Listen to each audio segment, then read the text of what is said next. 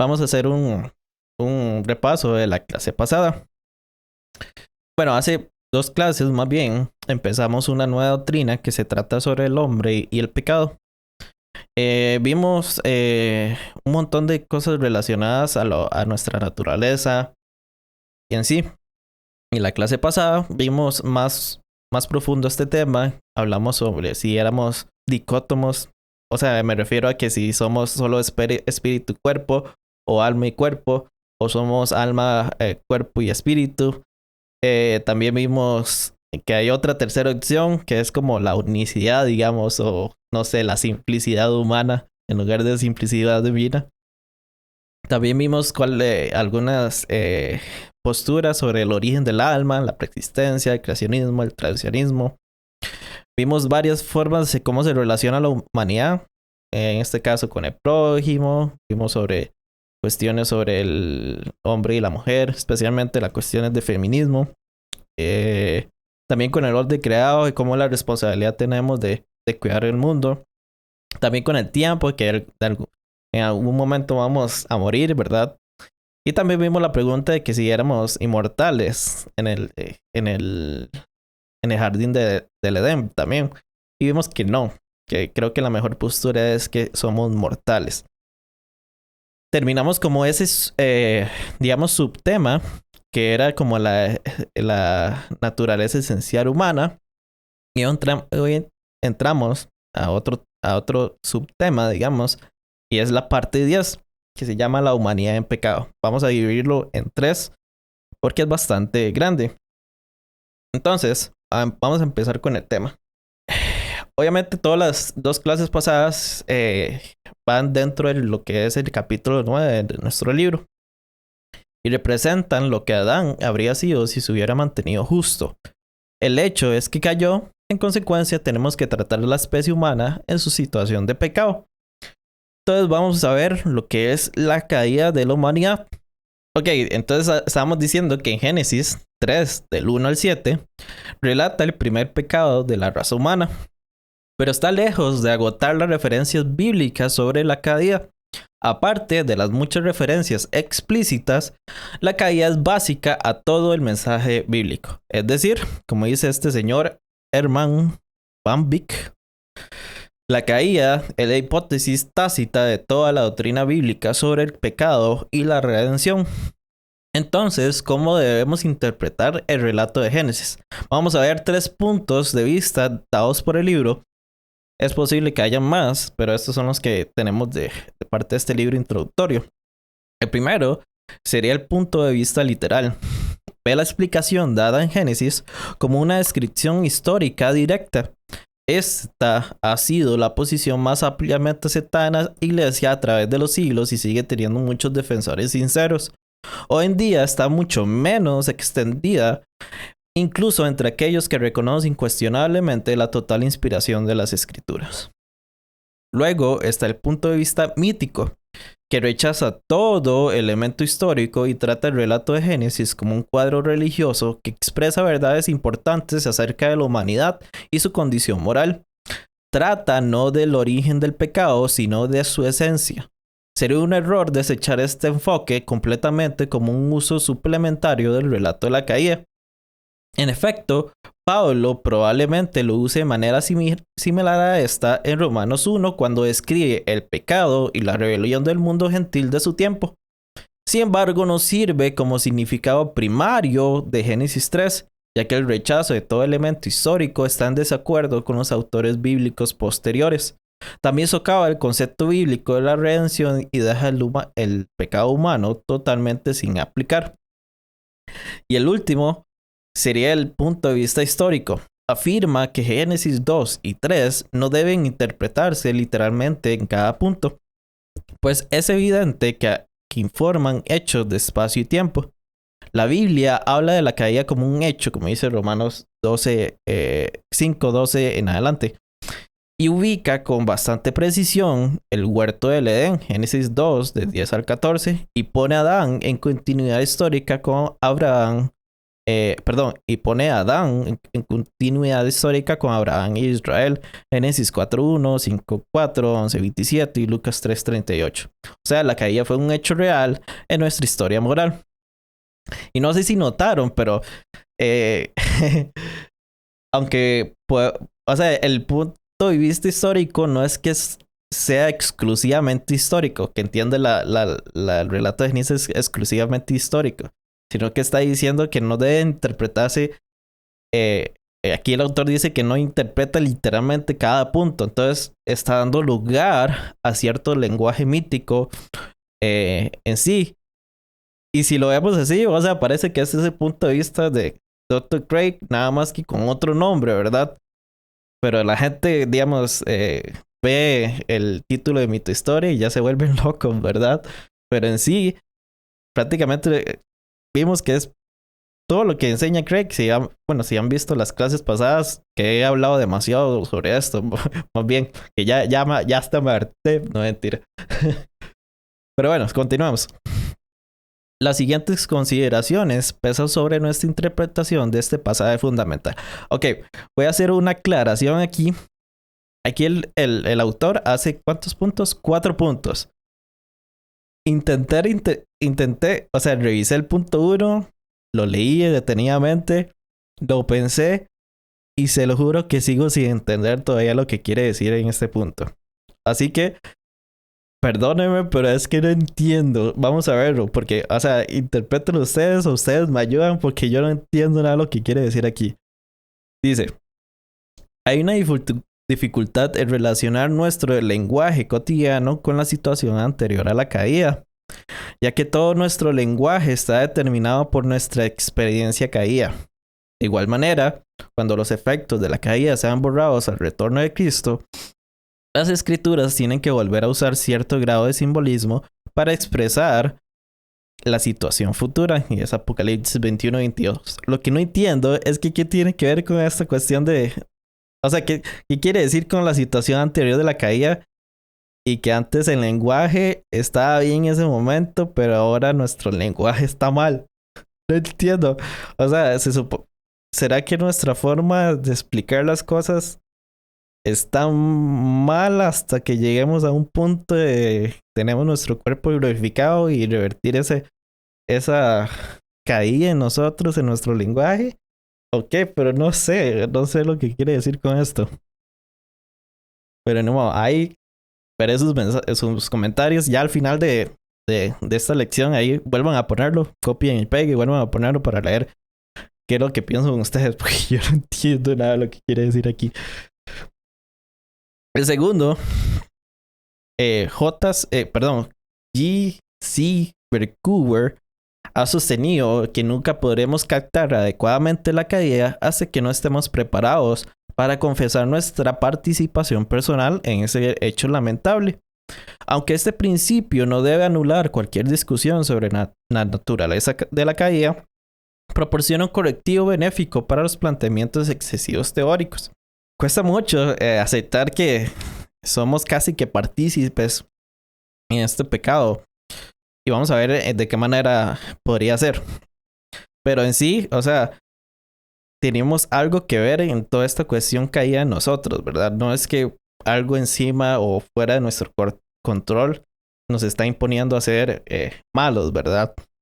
Entonces debemos aceptar eso, que a veces es muy importante para cuestiones de salvación en un cristiano. Nadie se va a arrepentir cuando cree que no tiene nada que arrepentirse, ¿verdad? El punto 3, los evolucionistas, y antes de que leer esto, los evolucionistas convictos a menudo rechazan la noción de pecado y los argumentos cristianos relacionados, pero el creyente puede al menos observar que una vez reconocido el fracaso moral humano, y en verdad las evidencias empíricas para esto son suficientemente impresionantes, entonces resulta lógico pensar que esa tendencia humana de haber tenido un punto de origen, entonces resulta lógico pensar que esa tendencia humana debe haber tenido un punto de origen. O sea, en este punto 3, ocurrió un primer acto singular de rebelión contra las normas morales conocidas. En este caso, la voluntad de Dios. consecuencia, el origen del pecado se puede ubicar en relación con toda la sucesión, toda la secuencia, perdón, de los sucesos humanos. Entonces, punto aquí es que no podemos negar el hecho de que hubo una primera pareja o un primer hombre en que pecó, ¿verdad? Que hubo alguien que empezó toda esta rebelión, ¿verdad? En el ser humano. Y el punto 4, en Romanos 5:12 en adelante, también pueden ver el otro versículo, Pablo usa la caída como contrapunto para una exposición de la obra redentora de Cristo. Los efectos de ese solo, o ese, es decir, ese primer pecado de Adán, son anulados por un acto de justicia, o sea, el de Cristo, al morir por los pecadores. Es imposible afirmar este paralelo entre la obra de Adán y la de Cristo si se niega la caída como un evento en espacio y tiempo. ¿Qué quiere decir este punto? Es que los autores bíblicos del Nuevo Testamento están afirmando la historicidad de lo sucedido en el jardín del Edén. Entonces, obviamente ellos hacen estas comparaciones con Cristo y el primer, bueno, el Cristo que es el segundo Adán y Adán que es el primero. Pero si fuera un lenguaje puramente mítico, entonces, ¿de qué tienen que ver las consecuencias que se aplican a la vida real, verdad? Entonces, para continuar, bueno, ese sería el punto. Entonces, ahora vamos a lo que es el segundo subtema, la naturaleza y alcance del pecado. Vamos a ver lo que es la naturaleza del pecado primero. La Biblia usa una variedad de términos para referirse al pecado, lo que no es de sorprender, ya que el tema dominante de la Biblia es la rebelión del hombre contra Dios y la misericordiosa, respuesta de él. La lista completa de los términos bíblicos y sus respectivos matices de significado se pueden estudiar en un diccionario bíblico. Aquí sencillamente mencionaremos los principales términos en el Antiguo y Nuevo Testamento traducidos por pecado en las versiones actuales. El término más común del Antiguo Testamento, y van a perdonar las formas en que voy a pronunciar esto, pero probablemente están malas. Hatat, por ejemplo, en Éxodo 32. Bueno, voy a saltarme los versículos, ahí pueden ver todas las referencias. Recuerden, no vamos a poder ver los versículos porque no tenemos tiempo, sino pasaríamos horas de horas. Pero de nuevo, si ustedes tienen tiempos devocionales, es bueno que usen estas clases que más adelante van a ser subidas en este canal para que lo usen estas referencias y puedan estudiarlos. Hatat y luego su término afín que es het. Aparece varios cientos de veces en el Antiguo Testamento y expresa la idea de errar al blanco. Pesha tiene el sentido de rebelión activa, una ofensa o transgresión de la voluntad de Dios. Shagá expresa la idea de extraviarse. Awon se relaciona con una forma verbal que significa torcer y se refiere a la culpa que produce el pecado. Luego en el Nuevo Testamento la primera palabra para pecado es amartía. También tiene significado de errar al blanco. Abarca las ideas de fracaso, culpa y las malas acciones concretas. Adiquía expresa las ideas de maldad o injusticia. Parábasis se refiere a quebrantar la ley. Y ustedes no han notado que pecado casi que todo el mundo le da el significado de quebrantar la de ley. O sea que solo tienes ese significado, ¿verdad? No sé si ustedes alguna vez han visto un video sobre el infierno de Michael Jones, de Inspiring Philosophy, que habla sobre cuál debería ser el concepto correcto o el significado correcto de pecado. Y una de las cosas que me dejaron claras es que pecado no es solo quebrantar la ley. Y creo que, ¿cómo se llama este filósofo? Soren, bueno, es el Soren, que Kierkegaard, creo que se llama. Soren Kierkegaard. Que creo que habla sobre esto. Y él lo definió, creo que poner... ¿Cómo era? Creo que está mal, pero así como para frasearlo bien, es poner mi identidad más allá de lo de la que uno puede tener la identidad de Dios. O sea, que mi identidad está más allá de nuestra compromiso de estar con Dios y que Él sea nuestra identidad. Entonces es una forma de decir que es pecado, porque los fariseos se jactaban de que cumplían toda la ley al pie de la letra. Entonces, ¿cómo es posible que ellos no pequen si cumplían la ley? Entonces, ellos más bien estaban poniendo toda la identidad en eso de que eran fariseos y que nadie les podía decir nada porque nunca quebraban la ley. Entonces, obviamente, Jesús le hizo por hipócritas y toda la cosa. Bueno, me estoy desviando mucho, pero es algo importante que pecado no es solo quebrantar la ley. Sigamos, anomía expresa en forma similar el desorden y la violencia. Asevía refleja fuerte sentido de la impiedad, mientras que tallo alude más a un traspié moral. Así que la principal característica del pecado es que está dirigido contra Dios. Cualquier minimización de esto, me cuesta decir eso. Por ejemplo, la noción del pecado como egoísmo subestima seriamente su gravedad.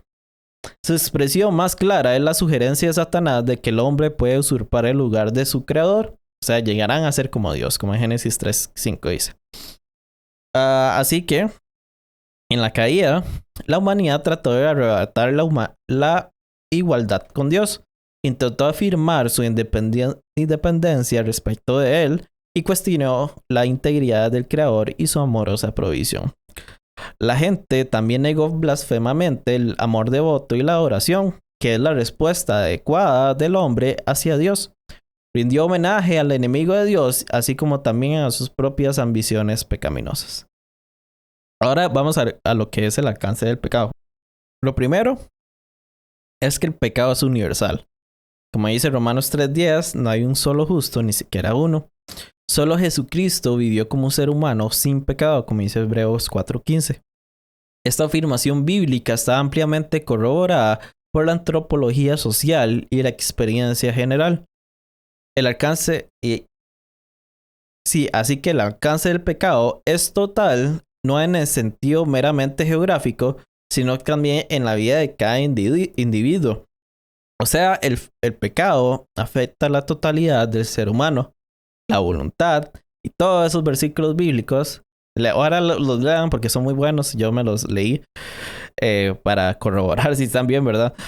La mente y el entendimiento, los afectos y las emociones, igualmente la conducta y expresión externa de la persona, y también a menudo las condiciones sociales en la forma de sistemas sociales y políticos opresores como pecado estructural. El pecado, además de penetrar el corazón del individuo, puede instalarse dentro de las estructuras políticas de una nación o comunidad, como dicen ahí. Así que no nos sorprende que teólogos hayan expresado este catálogo de los efectos del pecado como depravación total. Y sé que muchos con este concepto, pueden pararse las agujas. Quizás muchos de ustedes no son no son fieles calvinistas, no son fieles reformados. Pero sabemos que así como algunos calvinistas o reformados pueden identificar cosas del otro bando y la identifica mal, así también nosotros o los otros, bueno, es que en realidad tampoco soy como muy anticalvinista, soy más bien más o menos reformado. Pero digamos, el otro bando, o sea, los dos bandos por iguales cometen el error de sacar cosas erradas del otro, ¿verdad? Que al final no son ciertas. Y uno de los ejemplos es la depravación total. Que la frase no implica que somos todos lo malvados que podamos ser, aunque unos tratan de sugerirlo, ¿verdad? Lo cual nos haría indistinguibles de los demonios, sino que ninguna esfera o aspecto de nuestra naturaleza ha quedado intacta al pecado. No podemos señalar ni una sola esfera de nuestra personalidad para pretender autojustificarnos moralmente. Así que el hecho de que a veces pensemos, hablemos o actuemos de una manera relativamente buena no refuta la depravación total, ya que esa forma buena nunca puede aproximarse a la justicia total y duradera, la única que nos permite estar ante Dios. Y si ustedes vieron conmigo la serie Problema del Mal, y bueno, está el tema de que si hay, qué significa ser bueno, ¿verdad? Que no es lo mismo, o sea, ser bueno y ser amable no es lo mismo, ¿verdad? Porque podemos, solo por el hecho de hacer cosas buenas, nos hacen personas amables, pero no nos hacen personas buenas en sí. Porque una abuelita nazi, no sé si me banea el YouTube por decir eso, puede ser buena ante niños de su barrio que solo son blancos, ¿verdad? Pero solo porque hace esas cosas amables no quiere decir que es una persona buena. Bueno, continuemos. En la personalidad humana, y cuando me refiero a personalidad no se refiere como a este tipo de cuestión psicológica. Es que en inglés personalidad se refiere a personhood y se refiere como la propiedad de ser una persona, digamos. En la personalidad humana no existe ninguna reserva natural en la que se haya preservado intacto el estado original. Estamos totalmente caídos y en consecuencia totalmente necesitados de redención. Así que la Biblia también afirma nuestra depravación total cuando dice que el pecado ha afectado el meollo mismo de la persona, o sea, el corazón. La persona esencial ha sido pervertida por el pecado. Recordemos el juicio de Jesús de que de adentro del corazón humano salen los malos pensamientos, la inmoralidad sexual, los robos, homicidios, adulterios, avaricia. Todos estos males vienen de adentro y contaminan a la persona. Además, precisamente porque estamos totalmente depravados en este sentido bíblico, somos completamente incapaces de salvarnos a nosotros mismos. La depravación total implica la incapacidad total. En el sentido que estamos hablando, ¿verdad? Ahora vamos con la transmisión del pecado y el pecado original. Aquí tengo muchos comentarios que hacer que no son del propio libro, pero yo los voy a decir. La relación entre el acto de desobediencia de Adán y el pecado humano posterior es el asunto del pecado original. Una frase que tiene dos sentidos relacionados. Primero, y quiero que pongan mucha atención a estos dos sentidos porque para mí sí están bien, pero hay cosas que hay que mejorar en la doctrina cristiana. Primero, sencillamente se refiere al pecado de Adán en el Edén, el pecado original, o sea, como una cuestión histórica. Segundo, la Biblia enseña que el pecado de Adán comprometió a toda la especie humana. Pero ¿a qué se refiere comprometió? Y esa es una palabra importante. Y es en la cuestión de quiero enfocarme hoy porque siento que está mal en cierta manera algunas cosas. E incluso el autor al final lo va a reconocer. Entonces vamos a pasos, ¿verdad? A poquito. En Romanos 5:12, Pablo afirma que a través de la desobediencia de Adán, el pecado y la muerte comprometieron a todos, porque todos pecaron. Es decir, por cuanto todos pecaron en el pecado de Adán. Ahí más o menos. Tradicionalmente esto se expresa en dos maneras. Y como ya, si ustedes estuvieron conmigo en la serie del Problema del Mal, o ya la vieron, hablé sobre la unión realista seminal, y lo que vamos a ver más adelante. Aquí le llaman el realismo, nada más. Lo puse en paréntesis, nada más por si acaso alguien ya ha visto, bueno, me conoce y sabe mis series. Entonces, para que entienda que me estoy referenciando. Porque obviamente las cosas pueden cambiar por el nombre. Dice que interpreta el pasaje de Pablo en Romanos 5:2 en forma literal. En Adán todos pecaron. Ese es mi signo de pregunta. No creo que diga así. O sea, no dice así directamente. Pero dice, en Adán todos pecaron. Implica que todos estaban presentes y comprometidos cuando Adán pecó. La naturaleza humana, genérica y universal, que incluye la naturaleza personal e individual de todos, se hallaba presente de alguna manera en Adán. De modo que cuando él pecó, todo hombre y mujer pecó con él. Y esto está referenciado en esos versículos. No sé si escuchan los mensajes. Es que me salen mensajes de WhatsApp, perdón. Así que aquí están los versículos de Hebreos. Y que también Leví estaba presente en el cuerpo de su antepasado Abraham. Pero vamos primero a pasos y eso es lo que esos son mis agregados. Vamos primero a lo que es Romanos 5:2 y qué es lo que dice bien. Dice, por tanto, tal como el pecado entró al mundo por un hombre y la muerte por el pecado, así también la muerte se extendió a todos los hombres porque todos pecaron. O sea, no está diciendo que Adán todos pecaron.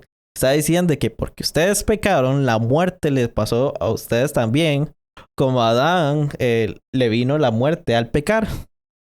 Creo que es la mejor interpretación y creo que la forma más, como el estado más flow, como que más entendible, que es lo más natural que sale del texto. No dice que el pecado es imputado a nosotros por culpa de Adán y en sí estamos siendo culpables por algo que Adán hizo. No es eso lo que está diciendo. Está diciendo que porque nosotros pecamos, la muerte se nos imputó a nosotros, así como a Adán se le imputó la muerte al pecar. ¿Y qué se refiere con muerte? Vimos que la clase pasada que no éramos inmortales antes. Sí que no, sí que para eso teníamos el árbol de la vida. Entonces vimos que en sí nosotros ya éramos mortales y que Dios se preocupó en que tomáramos el fruto del árbol de la vida para ser inmortales después.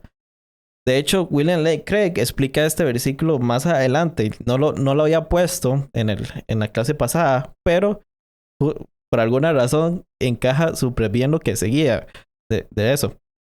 Entonces vamos a verlo.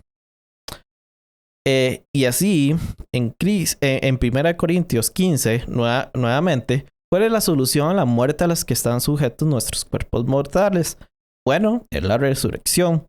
Dios nos resucitará de entre los muertos. Entonces, tienes la muerte física y la resurrección física en 1 Corintios 15. Ahora, cuando pasas a Romanos 5, donde Pablo habla de primer Adán y luego Cristo es el segundo Adán, ¿qué tienes ahí? Tienes la muerte espiritual de Adán. ¿Y cuál es el contrapunto a la muerte espiritual? No es la resurrección, es la justificación.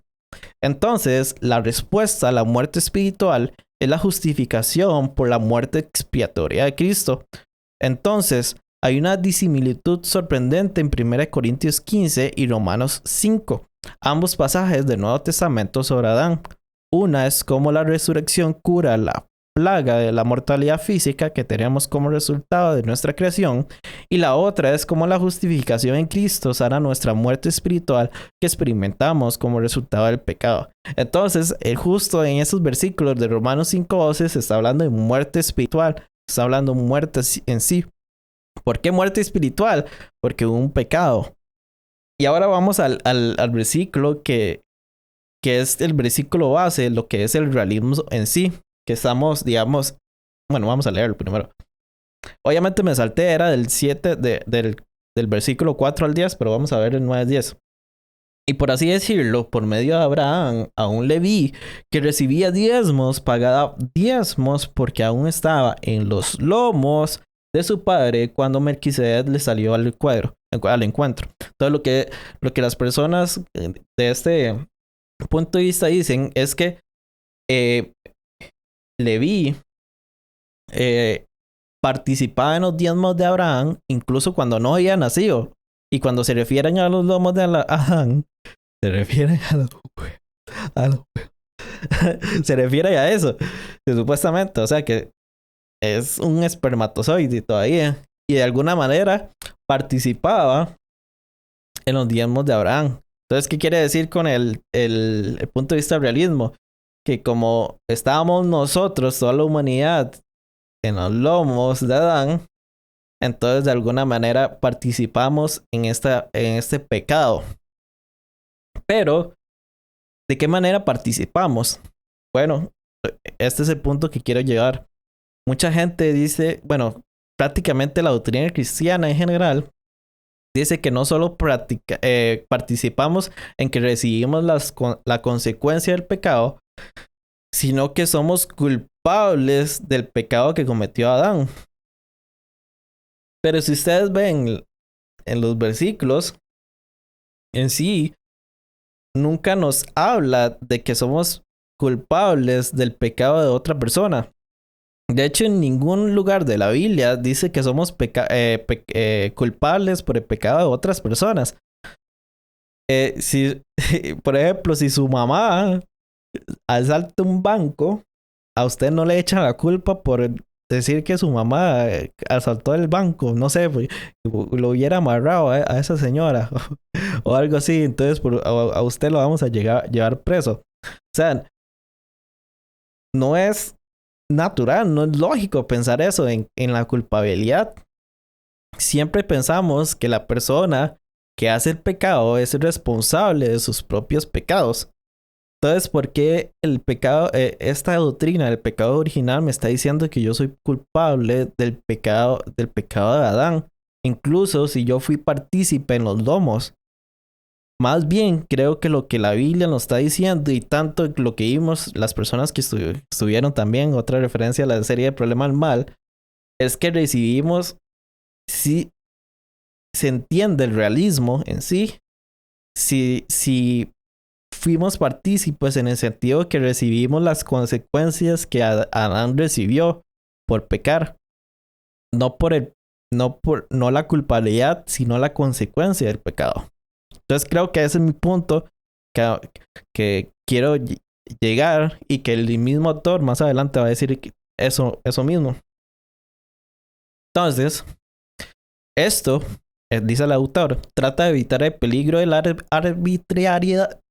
arbitrariedad en la interpretación del pecado original, pero dejando de lado el problema de dar valor efectivo genuino a esta humanidad genérica, enfrentamos la dificultad de sus consecuencias para la humanidad de Cristo. Si la humanidad de Cristo no fue parte de esta humanidad genérica universal de Adán, entonces su unidad esencial con nosotros se vería amenazada. Si está incluido, entonces tiene que haber compartido los efectos de la caída. Sí, entonces lo que está diciendo es que parece que hay un problema con la encarnación de Cristo.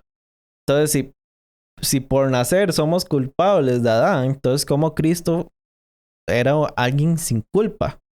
¿Cómo se le imparte la culpabilidad de Adán al mismo Cristo? ¿Y cómo hizo la expiación a alguien inocente si al final era culpable por lo de Adán, verdad? Es que no tiene sentido, ¿verdad? Pero bueno, sigamos. El siguiente sería el federalismo. Entonces, bueno, en la serie Problema del Mal se le llama jefatura federal o representativa. Aquí también. Así que sostiene que en vista del paralelo entre Adán y Cristo, nuestra solidaridad universal con Adán es del tipo que Cristo tiene con aquellos que ha redimido, es decir, una jefatura representativa o federal. El federalismo actualmente el federalismo actual generalmente significa un sistema político determinado. Teológicamente, el término deriva del pacto que Dios hizo con la especie humana de Adán, o sea, en latino foedus. Así que Adán violó este pacto, frecuentemente llamado pacto de obras, con su pecado, con tremendas consecuencias para todos los que él representa. Entonces, ¿qué significa el federalismo? Que, que tuvimos, como yo les dije, no es la culpabilidad, sino las consecuencias del pecado. O sea, de una naturaleza caída. El federalismo indica que Adán era el representante de toda la humanidad y por lo tanto todo lo que hace mal él, a nosotros nos da la consecuencia. Por ejemplo, el presidente, por ejemplo, en mi país, que comete una tontería, por ejemplo, se va a guerra con algún país, por ejemplo, Nicaragua. Nos vamos a la guerra de Nicaragua, entonces al final las consecuencias no es directamente a él, sino a todo el país. Entonces cualquier cosa que haga el presidente en esa guerra nos afectará a nosotros. Así se entiende este punto de vista, que cualquier cosa que haga Adán nos afectaría a nosotros. Y de nuevo está la idea de que es una consecuencia del pecado, no es la culpabilidad. Así que Cristo Este pacto fue renovado por medio de él, su perfecta justicia se convierte en el medio de bendición y salvación para todos los que representa y todos esos versículos. Así que el principio operativo es el mismo en ambos casos, y aquí me refiero a los dos enfoques. En virtud de nuestra unión con Adán, nuestro jefe representativo o nuestro presidente, llámalo como quieras, se nos considera pecadores. En virtud de nuestra unión con Cristo por la fe, se nos considera justos. Para que esto no parezca una arbitrariedad, esto es lo que de nuevo está especificando bueno, se me olvidó pasar la diapositiva. De nuevo, este es un comentario del autor que entiende que hay problemas con el pecado original con respecto a la culpabilidad.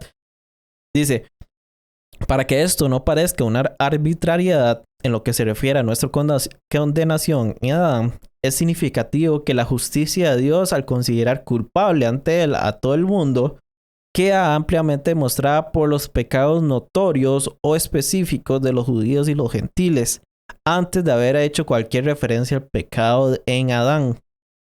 O sea, las escrituras relacionan universalmente nuestro juicio definitivo con nuestras propias obras morales, que están muy por debajo de las normas de Dios y no en primera instancia con su unión con Adán. Con eso terminamos. De nuevo, el punto importante aquí con el pecado de Adán. Voy a pasar la diapositiva. Vamos aquí.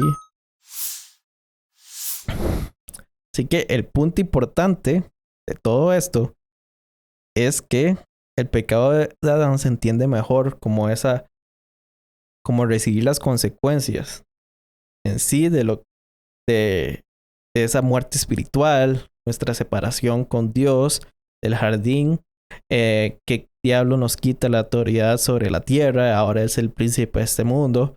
¿Qué más? También las consecuencias, las maldiciones que vimos, que ahora trabaja la tierra, la mujer va a tener problemas en la cuestión de maternidad, la tierra está maldita, bueno, todas esas cosas. Sí, es que dice, ¿cómo cambia entonces lo de la depravación total con el Roses? Si no sale mucho de tema. Ok, creo que es bueno porque toqué el tema de depravación total. Les voy a dar contexto. El Roses es un acrónimo, así como el TULIP de los reformados, hecho por un mismo calvinista. ¿Por qué? Porque este reformado calvinista, que se llama Timothy George, él no es determinista, creo que no es determinista. O creo que la intención, o eran dos, no me acuerdo cómo era la intención.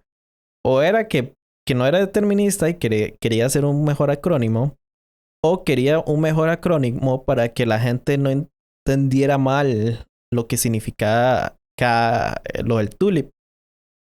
Es por eso que hay malentendidos sobre la T del tulip, que es total depravity, que es depravación total.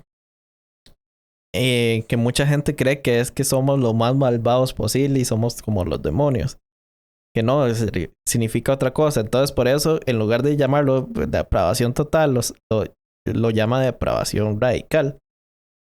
Entonces, el acrónimo es una forma de evitar malentendidos de lo que es el tulip. Sin embargo, de los molinistas creen en eso prácticamente. Bueno, el Rose no es para todos los molinistas, ¿verdad? Porque molinismo no es una doctrina soteriológica.